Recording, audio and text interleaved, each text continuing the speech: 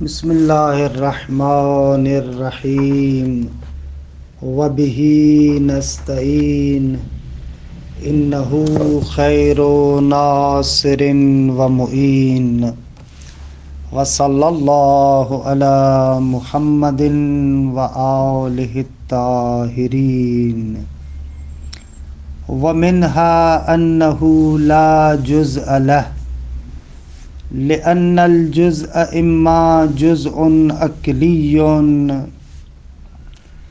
كالجنس والفاصل وإما جزء خارجي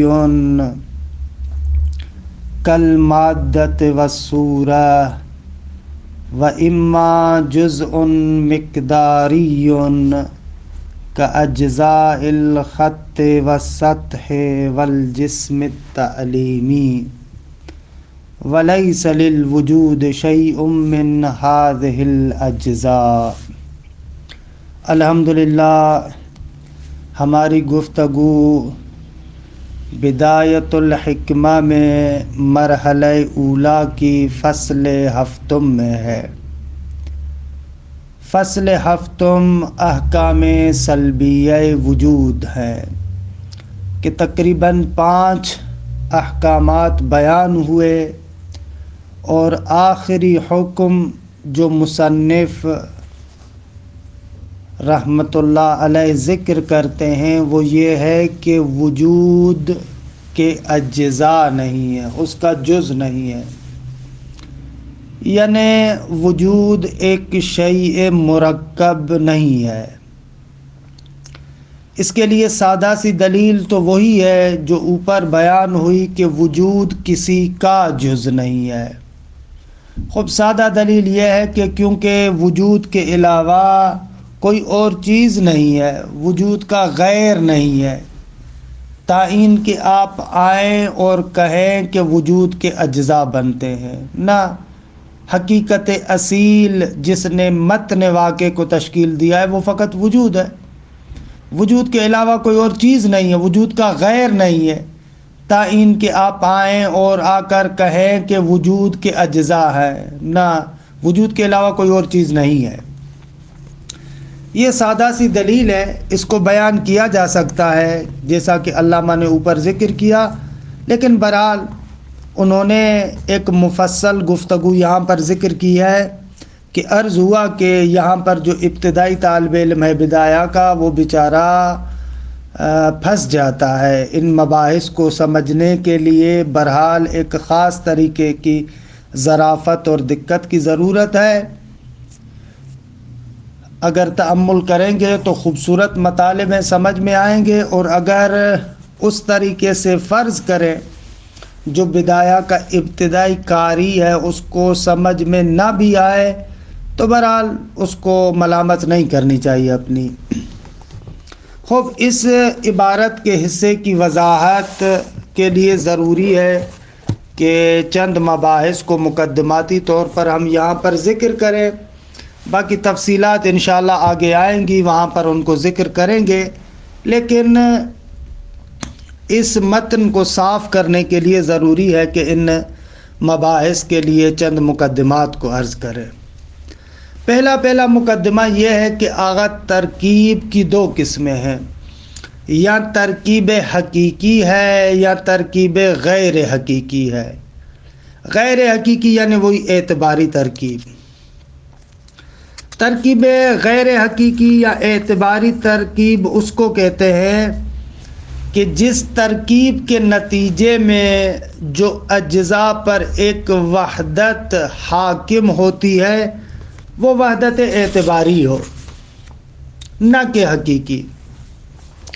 یعنی دوسرے لفظوں میں اجزاء کے مجموعے سے ایک جدید اور نئی حقیقت ہمارے سامنے نہیں آتی کہ جس جدید اور نئی حقیقت کے مخصوص آثار ہوں، نہ، بلکہ ترکیب اعتباری میں جو ان مجموع اجزاء کا اثر ہے وہی اثر ہمارے سامنے ہوتا ہے۔ نہ ان کے اجزاء سے ہٹ کر جداگانہ طریقے سے اس مرکب کا اثر ہو۔ مثال، جیسے آپ گھر بناتے ہیں، وہاں پر اینٹوں کو استعمال کرتے ہیں، سیمنٹ کو استعمال کرتے ہیں یا لوہے کو استعمال کرتے ہیں۔ خوب ان تمام اجزاء کو ملا کر آپ ایک گھر بناتے ہیں۔ اس ترکیب کو ترکیب حقیقی نہیں کہیں گے، یہ ترکیب غیر حقیقی اور اعتباری ہے، کیونکہ ان اجزاء کا جو اثر ہے وہی مجموع کا اثر ہے، نہ ان کے ان اجزاء کے نتیجے میں جو مرکب وجود میں آتا ہو اس کا جداگانہ کوئی اثر ہو۔ نہ ایسے نہیں ہے۔ یعنی ترکیب اعتباری میں جو ہمارے پاس اثر سامنے آتا ہے، یا ترکیب اعتباری میں جو اجزاء کے درمیان ایک وحدت پیدا ہوتی ہے، وہ وحدت حقیقی نہیں ہے، ایک اعتباری وحدت ہے کہ ان چند اجزاء کو آپ نے ملا کر کہا کہ یہ ایک ہے۔ جیسے مثلا لشکر کے مورد میں کہتے ہیں، خوب لشکر کے مورد میں لشکر ایک مجموعہ اعتباری ہے، حقیقی تھوڑی ہے۔ انہی سپاہیوں کے مجموعے کا نام آپ لشکر قرار دے رہے ہیں۔ احاد اجزاء اور تک تکے سپاہیوں کے علاوہ کوئی چیز نہیں ہے، انہی کے مجموعے کا نام آپ نے لشکر رکھا ہوا ہے۔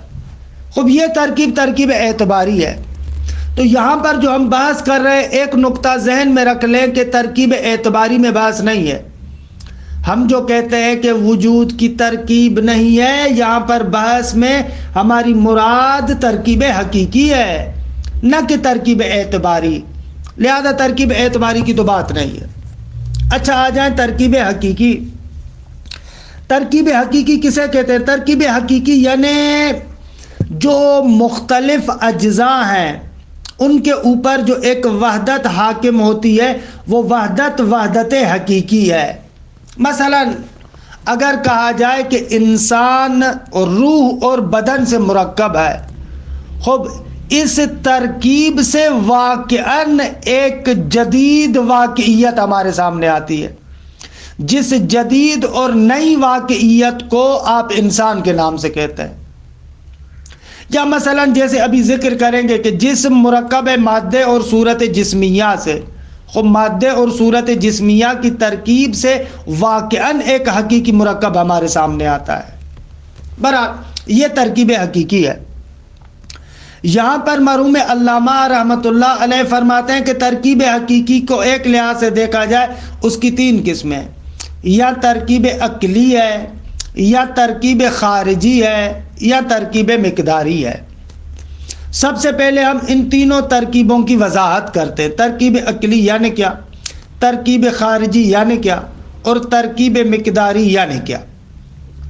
سب سے پہلے آئیں ترکیب عقلی کی طرف۔ اگر ترکیب عقلی سے مراد یہ ہے کہ عقل انسانی اپنے ذہن کے اندر، ظرف ذہن کے اندر ایک شے کو مختلف اجزاء کی طرف تحلیل کرتا ہے، اس شے کی مختلف حیثیات کو دیکھتے ہوئے اس سے مختلف اجزاء کو پہلے سمجھتا ہے، پھر ان کے درمیان ترکیب دے کر ایک چیز کو ہمارے سامنے لاتا ہے۔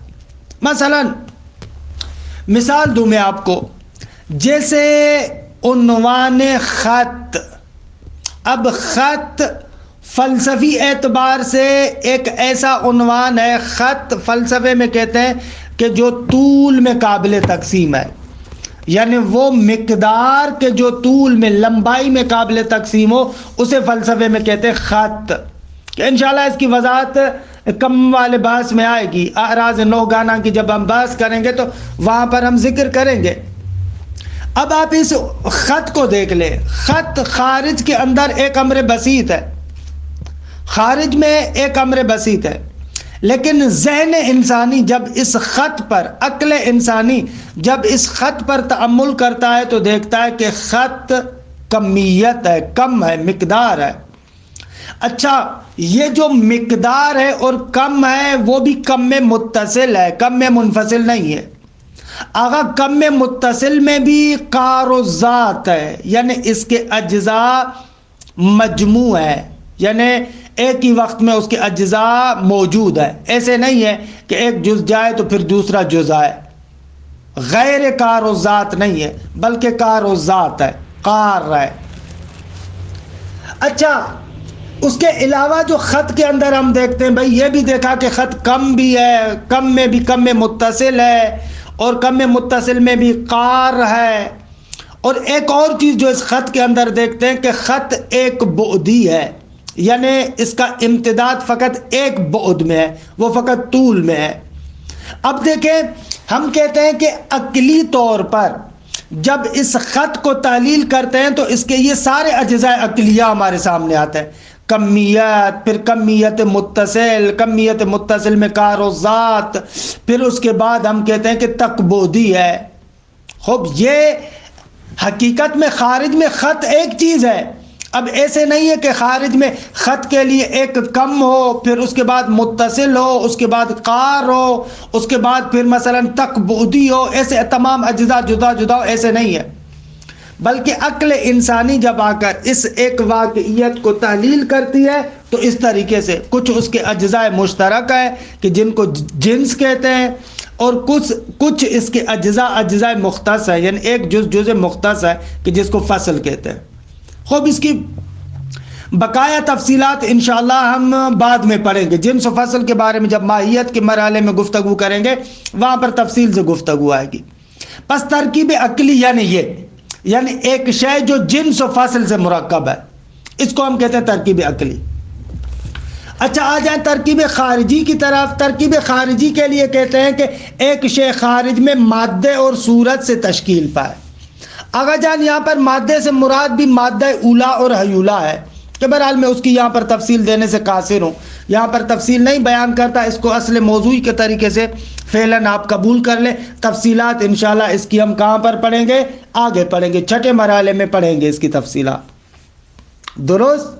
ترکیب خارجی کے جو بھی جسم ہے وہ مادہ اولا بھی رکھتا ہے، یعنی جس اعتبار سے وہ بالقوہ ہے، اور صورت بھی رکھتا ہے، یعنی جس اعتبار سے وہ بالفعل ہے۔ یہ مادے اور صورت سے جو ترکیب ہوتی ہے خارج میں، اس کو کہتے ہیں ترکیب خارجی۔ آ جائیں ترکیب مقداری کی طرف۔ ترکیب مقداری کسے کہتے ہیں؟ ترکیب مقداری وہاں پر ہوتی ہے جہاں پر خارج میں ایک شے متصل ہے، یعنی یک پارچہ ہے، متصل ہے۔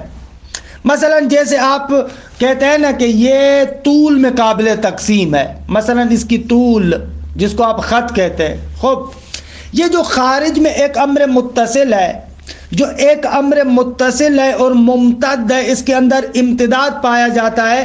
کہتے ہیں کہ جو بھی شے امتداد رکھتی ہے، کشدار ہے، کھینچی ہوئی چیز ہے، اس کے اندر آپ اجزاء بالقوہ کو فرض کر سکتے ہیں۔ جو بھی شیء ممتد ہے وہ شیء ممتد لا متناہی تقسیم کو قبول کر سکتی ہے۔ اب یہ امتداد چاہے زمانی طریقے سے ہو یا یہ امتداد مکانی طریقے سے ہو، فرق نہیں کرتا، کہ انشاءاللہ یہ تفصیلات آئندہ مباحث میں آپ پڑھیں گے۔ خوب، یہ جو امتداد ہے، اگر مکانی طریقے سے امتداد ہے تو یا امتداد فقط ایک جہت میں ہے، یعنی فقط طول میں ہے، تو اس کو ہم خط کہتے ہیں، یا امتداد دو جہتوں میں ہے، درست ہے، طول و عرض ان دونوں جہتوں میں، یعنی لمبائی اور چوڑائی میں امتداد ہے، خوب اس کو ہم سطح کہتے ہیں، یا امتداد تینوں جہتوں میں، طول و عرض و عمق، ضخامت کے لحاظ سے بھی ہے، کہ اس کو ہم جسم تعلیمی کہتے ہیں۔ تو جہاں پر بھی امتداد ہے وہاں پر اس ممتد شے کے اجزاء بالقوہ پائے جاتے ہیں۔ یہ جو ممتد شے کے، متصل شے کے اجزاء بالقوہ ہوتے ہیں، اس اعتبار سے ہم کہتے ہیں کہ یہاں پر ترکیب مقداری پائی جاتی ہے۔ بس خلاصہ کلام یہ ہوا کہ ہمارے پاس یہاں ترکیب عقلی ہے کہ جنس و فصل سے ہوتی ہے، یا ترکیب خارجی ہے کہ جو مادے اور صورت سے ہوتی ہے، یا ترکیب مقداری ہے کہ ایک شیء ممتد متصل کے لیے جو آپ اجزاء بالقوہ فرض کرتے ہیں اس کو ترکیب مقداری کہتے ہیں۔ خوب، اب آئیں ہم اس نقطے کو بیان کریں کہ وجود کے لیے نہ ترکیب عقلی ہے نہ ترکیب خارجی ہے، اور نہ ترکیب مقداری ہے۔ سب سے پہلے آغاز کرتے ہیں کہ وجود کے لیے ترکیب عقلی نہیں ہے، یعنی وجود کی نہ جنس ہے نہ فصل ہے۔ خوب، وجود کے لیے نہ جنس ہے نہ فصل ہے۔ حالا اس ترکیب کی نفی کے لیے ایک سادہ سا بیان آپ یہ بھی دے سکتے ہیں کہ جنس و فصل ماہیت کی سنخ سے ہیں اور وجود ماہیت کی سنخ سے نہیں ہے، لہذا وجود کے لیے جنس و فصل نہیں ہے۔ خوب، یہ سادہ سا بیان ہے اور آرام سے آپ اس کو دے سکتے ہیں، لیکن مرحوم علامہ اس کو ذکر نہیں کرتے۔ مرحوم علامہ یہاں پر ایک فنی بیان کو ذکر کرتے ہیں کہ آغا وجود کے لیے نہ جنس ہے نہ فصل ہے۔ خوب، وہ فنی بیان سمجھنے سے پہلے ضروری ہے کہ جنس اور فصل کے ارتباط کو آپ سمجھیں۔ دیکھیں، آپ منطق میں جنس اور فصل کی تعریف پڑھتے ہیں، لیکن باقاعدہ دقیق طریقے سے جنس اور فصل کا آپس میں کیا رابطہ ہے وہ لوگ ہم معمولاً المنطق کی حد تک تو نہیں پڑھتے۔ البتہ یہ اور بات ہے، اگر کسی نے منطق منظومہ پڑھی ہو تو منطق منظومہ کے اندر، یعنی شرح منظومہ کے اندر مرحوم حاجی نے جنس اور فصل کے آپس کے ارتباط کو خوب بیان کیا، لیکن ہمارے ہاں عام طور پر المنطق پڑھتے ہیں، المنطق کے اندر یہ بیان تفصیل سے نہیں آیا۔ یہاں پر بیان علامہ ذکر کرتے ہیں اور تفصیلات انشاءاللہ اس کی مرحلہ ماہیت میں ذکر کریں گے، لیکن بہرحال اس مورد کی حد تک اس بیان کی توضیح دینا مقصود ہے۔ اگر جنس کسے کہتے ہیں، مثلا آپ کہتے ہیں کہ حیوان اور انسان، اس میں حیوان جنس ہے انسان کے لیے، ناطق انسان کے لیے فصل ہے، تو خوب دیکھیں ابتدا سے آپ سنتے رہتے ہیں۔ سوال یہ ہے کہ یہ جنس اور فصل کا آپس میں رابطہ کیا ہے؟ جنس کے نوع کے ساتھ جو رابطہ ہے وہ تو ہمیں پتہ ہے کہ جنس نوع کے لیے ایک جز کی حیثیت رکھتی ہے، فصل بھی نوع کے لیے جز کی حیثیت رکھتی ہے۔ اما جنس اور فصل کا آپس میں کیا رابطہ ہے؟ حیوان اور ناطق کا آپس میں کیا رابطہ ہے؟ خب اس کو سمجھنا چاہیے۔ اس کا جواب یہ دیتے ہیں کہ جنس ایک امر مبہم ہے کہ اس امر مبہم کا تحصل اور تحقق فصل کے ذریعے سے ہے۔ اگر فصل نہ ہو تو جنس تحقق پیدا نہیں کر سکتی۔ جنس کا تحقق اور تحصل فصل کے ذریعے سے ہوتا ہے۔ اچھا، یہ کیا بلا ہے؟ اس کو سمجھنے کے لیے ایک چھوٹی سی مثال عرض کروں۔ مثلا آپ کہتے ہیں نا اعداد، عدد کو ذہن میں رکھیں، اور دوسری طرف سے آپ کہتے ہیں 1 2 3 4 5 6، اس طریقے سے یہ اعداد گننا شروع کریں۔ اب یہاں پر آپ مجھے بتائیں خود عدد 1 2 3 4 5 کے علاوہ جداگانہ تحصل رکھتا ہے؟ یعنی آپ ان اعداد کے علاوہ خود فقط عدد کو دکھا سکتے ہیں؟ نہ، عدد کا جو تحصل ہے، عدد کا جو تحقق ہے، وہ اسی یا 1 کی صورت میں یا 2 کی صورت میں یا 3 کی صورت میں، ان اعداد کی صورت میں۔ آپ کائنات میں کسی بھی جگہ پر 1 2 3 4 5 یہ جو اعداد ہیں ان سے ہٹ کر جداگانہ اصل عدد کا تحقق نہیں دیکھتے۔ حتیٰ آپ کے ذہن کے اندر بھی تصور نہیں آتا کہ آپ کہیں کہ 1 کو چھوڑ کر میں جداگانہ صرف عدد کو تصور کروں، نہیں کر سکتے۔ آپ کے ذہن میں عدد کا تصور نہیں آئے گا۔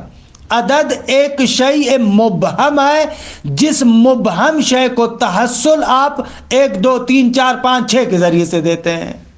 خب یہ واضح سی مثال ہے۔ اگر اس مثال کو سمجھ لیا تو اب آتے ہیں جنس اور فصل کے رابطے کو بیان کرتے ہیں۔ کہتے ہیں کہ جنس بھی اسی اصل عدد کی طرح ہے کہ خود مبہم ہے، اس کا تحصل فصول کے ذریعے سے ہے، یعنی جنس حیوان اصلاً اس کا تحصل نہیں ہے۔ حیوان یا ناطق کی شکل میں ہوگا، یا ناہق کی شکل میں ہوگا، یا ساحل کی شکل میں ہوگا، ایسے ہوگا ایسے ہوگا۔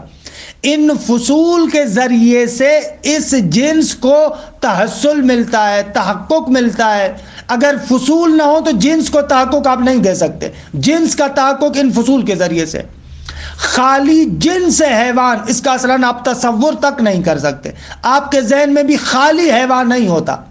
حیوان یا حتماً ناطق کی شکل میں ہوگا یا ناہق کی شکل میں ہوگا، جیسے عدد، یا 1 کی شکل میں ہوگا یا 2 کی شکل میں ہوگا یا 3 کی شکل میں ہوگا۔ خالی حیوان آپ کے ذہن میں نہیں ہوتا۔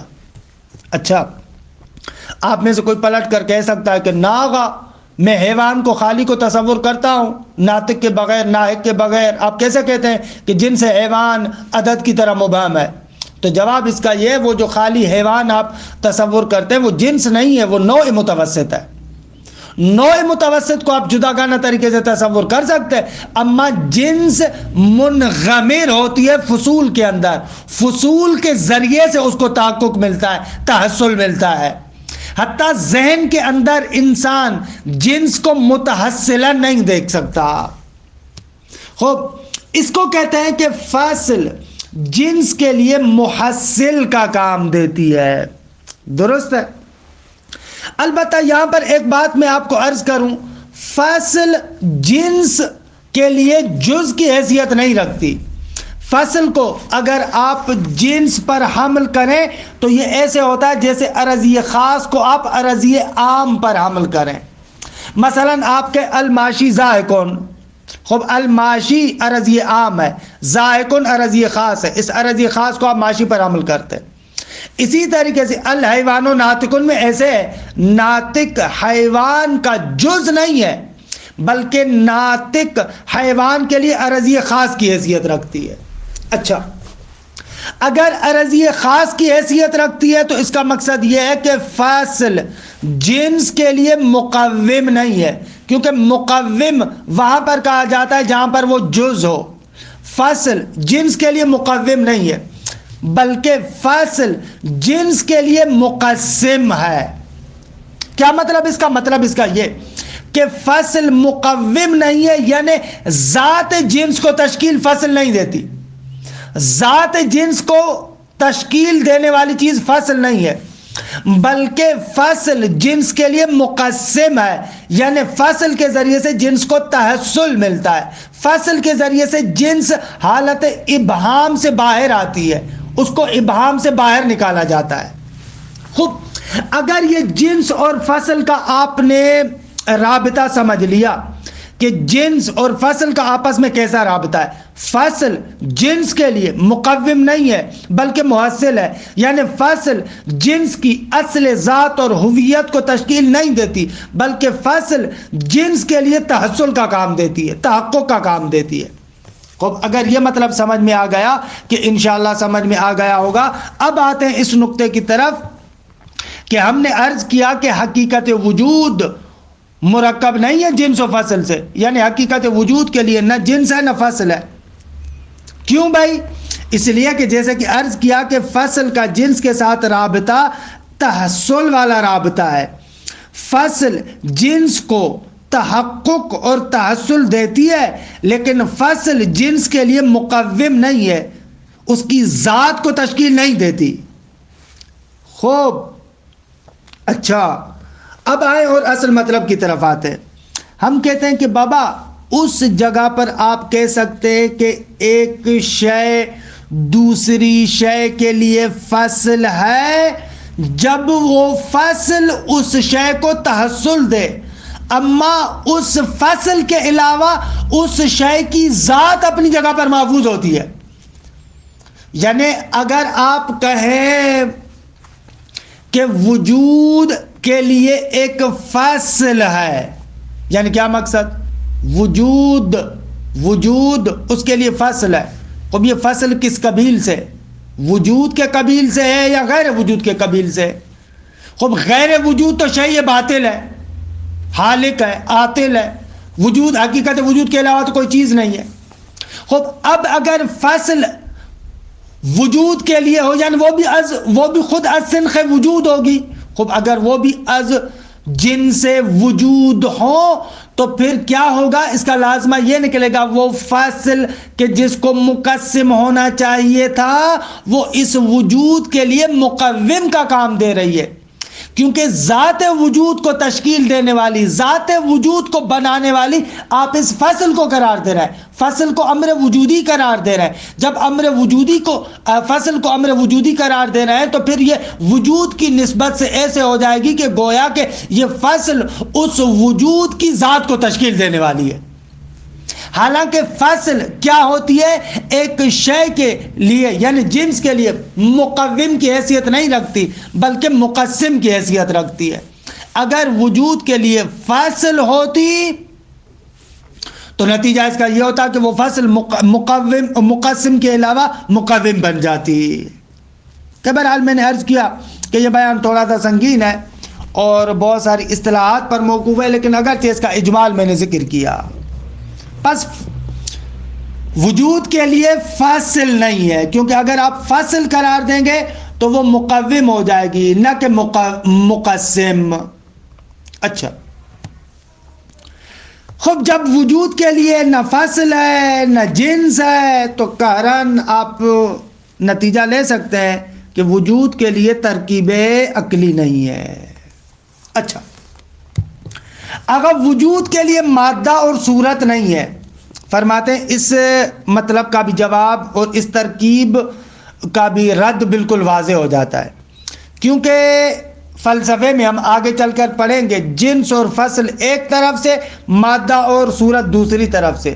حقیقتاً دونوں ایک چیز ہیں، فقط اعتباری فرق ہے، کیونکہ جنس کو ہم مادے سے انتزاع کرتے ہیں، فصل کو ہم صورت سے انتزاع کرتے ہیں۔ خب جب ایک شے کے لیے جنس و فصل نہیں ہے یعنی مادہ و صورت بھی نہیں ہوگا، کیونکہ مادے اور صورت میں اور جنس و فصل میں فرق فقط اعتباری ہے۔ اگر ایک شے کو آپ بشرط لا اعتبار کریں تو وہ مادہ یا صورت بنے گا، اگر اسی شے کو لا بشرط لحاظ کریں تو جنس و فصل بن جائے گا۔ خب جب جنس و فصل نہیں ہے تو پس مادہ و صورت بھی نہیں ہے۔ اچھا، یہ بشرط لا اور لا بشرط کیا ہے، اس کی میں توضیح یہاں پر نہیں دینا چاہ رہا، کیونکہ مباحث بعد والے مباحث ہیں، ان کو یہاں پر اگر میں بہت زیادہ اور پھیلاؤں تو شاید آپ پریشان ہو جائیں۔ اجمالی طریقے سے فقط اتنا جان لیں۔ اچھا، آ جائیں اور تیسری ترکیب جو ترکیب مقداری ہے۔ اور ترکیب مقداری کے بارے میں یہ عرض کرنا چاہتے ہیں کہ آغا مقدار جو امتداد ہے، چاہے وہ امتداد مکانی ہو چاہے وہ امتداد زمانی ہو، یہ امتداد جسم کی خاصیتوں میں سے ہے۔ کس کی خاصیتوں میں سے؟ جسم کی خاصیتوں میں سے ہے۔ جو جسم ہے وہ امتداد رکھتا ہے، کہ اس کے لیے کہتے ہیں کہ طول و عرض و عمق میں قابل تقسیم ہوتا ہے۔ اب یہ امتداد جسم کے لیے، اور جسم اس اعتبار سے کہ حرکت کرتا ہے اس کے لیے امتداد زمانی پیدا ہوتا ہے، اور جسم اس اعتبار سے کہ طول و عرض و عمق رکھتا ہے امتداد مکانی رکھتا ہے۔ خوب، ترکیب مقداری وہاں پر آئے گی جہاں پر امتداد ہو، اور امتداد وہاں پر ہوگا جہاں پر جسم ہو، اور جسم وہاں پر ہوگا جہاں پر مادہ اور صورت ہو۔ اگر وجود کے لیے مادہ اور صورت نہیں ہے یعنی جسم نہیں ہے، خوب اگر جسم نہیں ہے تو امتداد نہیں ہے، خوب امتداد نہیں ہے تو ترکیب مقداری بھی نہیں ہے۔ اب یہ بیان یہاں پر مرحوم علامہ کا کہ وجود کے لیے تینوں قسم کی ترکیبات نہیں ہیں۔ پھر آخر میں کہتے ہیں کہ ہمارے بیان سے یہ بھی روشن ہو گیا کہ آغا وجود نو بھی نہیں ہے۔ تو خوب دیکھیے عبارت کو تھوڑا سا دیکھ لیں۔ وَمِنْهَا فرماتے ہیں کہ ان احکامات میں سے ایک حکم یہ ہے کہ انہو لا جزء لہ، وجود کا کوئی جز نہیں ہے۔ عرض ہوا کہ ترکیب عقلی کی گفتگو ہے، کیونکہ لأن الجزء اما جزء عقلی، یا تو وہ جزء عقلی ہے کل جنس والفاصل، و اما جزء خارجی کل مادت والصورہ، جیسے مادہ اور صورت، و اما جزء مقداری، یا جزء مقداری ہے کہ ہر ایک کی مختصر وضاحت کی، کا اجزاء الخط والسطح والجسم تعلیمی، جیسے خط کے اجزاء، سطح کے اجزاء اور جسم تعلیمی کے اجزاء۔ عرض ہوا کہ خط اس مقدار کو کہتے ہیں جو فقط ایک بعد رکھتی ہے، فقط طول میں قابل تقسیم ہے۔ سطح اس مقدار کو کہتے ہیں کہ جو دو بعد رکھتی ہے، طول و عرض میں قابل تقسیم ہے۔ اور جسم تعلیمی یعنی جو تین بعد رکھے، طول و عرض و عمق، کہ انشاءاللہ بیان کریں گے کہ یہاں پر یہ جو جسم تعلیمی مراد ہے یہ عرض ہے، اور بعد میں انشاءاللہ جو گفتگو ہوگی جس میں طبیع کے بارے میں کیا ہے، کس طریقے سے جو جوہر کے انواع میں سے ایک نوع ہے وہ علیحدہ چیز ہے، جس میں تعلیمی علیحدہ ہے، جس میں طبیع علیحدہ ہے، کہ انشاءاللہ تفصیلی گفتگو بعد میں۔ وَلَيْسَ لِلْوُجُودِ شَيْءٌ مِّنْ هَذِهِ الْأَجْزَاءِ، فرماتے ہیں کہ وجود کے لیے ان اجزاء میں سے کوئی بھی جز نہیں ہے، نہ جز عقلی، نہ جز خارجی، نہ جز مقداری۔ اما الجزء العقلی، اگر وجود کے لیے جز عقلی نہیں ہے، کیوں؟ اس لیے کہ فَلِأَنَّهُ لو کان للوجود جنس و فصل، شان یہ ہے کہ اگر وجود کے لیے جنس اور فصل ہو تو فجنسہ اما الوجود ہو، تو پھر جنس کیا ہے؟ خب جنس اگر وجود ہے تو فیکون فصلہ المقسم مقومان، تو اس کا لازمہ یہ ہوگا وہ فصل کے جو جنس کے لیے مقسم کا کام دیتی ہے اس کو مقسم کا کام دیتی ہے اس کو مقوم ہونا چاہیے، کیونکہ لأن الفصل بالنسبت الى الجنس یفید تحصل ذاته لا اصل ذاته، اس لیے کہ فصل جنس کی نسبت سے ایسے ہے کہ اس کے ذات کے تحصل کا افادہ کرتی ہے، نہ کہ اصل ذات کا۔ کہ خوب اس کی وضاحت اجمالی طریقے سے کی، باقی تفصیلات انشاءاللہ وجود ماہیت کے بعد میں ذکر کریں گے۔ وَتَحَصُّلُ الْوُجُودِ هُوَ ذَاتُ، جبکہ وجود کا تحصل خود وجود ہے، ذات وجود ہے، هذا خلفون، اور یہ خلاف فرض ہے۔ خب فَجِنْسُهُ اِمَّا الْوُجُودُ وَإِمَّا غَيْرُ الْوُجُودِ، یا جنس غیر وجود ہے، ولا غیر للوجود، اگر غیر وجود کی بات کریں تو غیر وجود کچھ بھی نہیں ہے۔ وَأَمَّا الْجُزْءُ الْخَارِجِي، اگر وجود کے لیے جزء خارجی نہیں ہے، کیوں؟ وَهُوَ الْمَادَّةُ وَالصُّورَةُ، جزء خارجی یعنی وہی مادہ اور صورت۔ فَلِأَنَّ الْمَادَّةَ وَالصُّورَةَ هُمَا الْجِنْسُ وَالْفَصْلُ، اگر مادہ اور صورت تو وہی جنس اور فصل ہے، فرق فقط اعتباری ہے۔ منتہا مأخوذین بشرط لا، جنس کو اگر بشرط لا دیکھیں تو مادہ ہے، فصل کو اگر بشرط لا دیکھیں تو صورت ہے۔ فَانْتِفَاءُ الْجِنْسِ وَالْفَصْلِ يُوجِبُ انتفاءهما، اور اگر وجود کے لیے جنس اور فصل نہیں ہے یعنی مادہ اور صورت بھی نہیں ہوں گے۔ وَأَمَّا الْجُزْءُ الْمِقْدَارِي، وجود کے لیے جزء مقداری نہیں ہے، کیونکہ فَلِأَنَّ الْمِقْدَارَ مِنْ عَوَارِضِ الْجِسْمِ، اگر مقدار جسم کے عوارض میں سے ہے۔ وَالْجِسْمُ مُرَكَّبٌ مِنَ الْمَادَّةِ وَالصُّورَةِ، جسم مادے اور صورت سے مرکب ہے۔ وَإِذْ لَا مَادَّةَ وَلَا صُورَةَ لِلْوُجُودِ، جب وجود کے لیے نہ مادہ ہے نہ صورت ہے تو فَلَا جِسْمَ لَهُ، پس اس کے لیے جسم بھی نہیں ہے۔ وَإِذْ لَا جِسْمَ لَهُ فَلَا مِقْدَارَ لَهُ، خب جب اس کے لیے جسم نہیں ہے تو مقدار بھی نہیں ہے۔ وَمِمَّا تَقَدَّمَ يَظْهَرُ، خب ما تقدمہ سے گزر چکا کہ أَنَّهُ لَيْسَ نَوْعًا، وجود نوع بھی نہیں ہے، کیونکہ نوع کا تحصل فرد کے ذریعے سے ہوتا ہے۔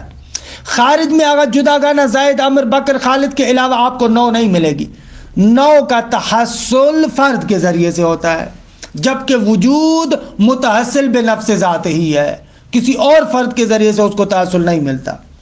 لأن تحصل النوع بالتشخص الفردی، اگر نوع کا تحصل تو تشخص فردی کے ذریعے سے، والوجود متحصل بنفس ذات ہے، جبکہ وجود متحصل بنفس ذات ہی ہے۔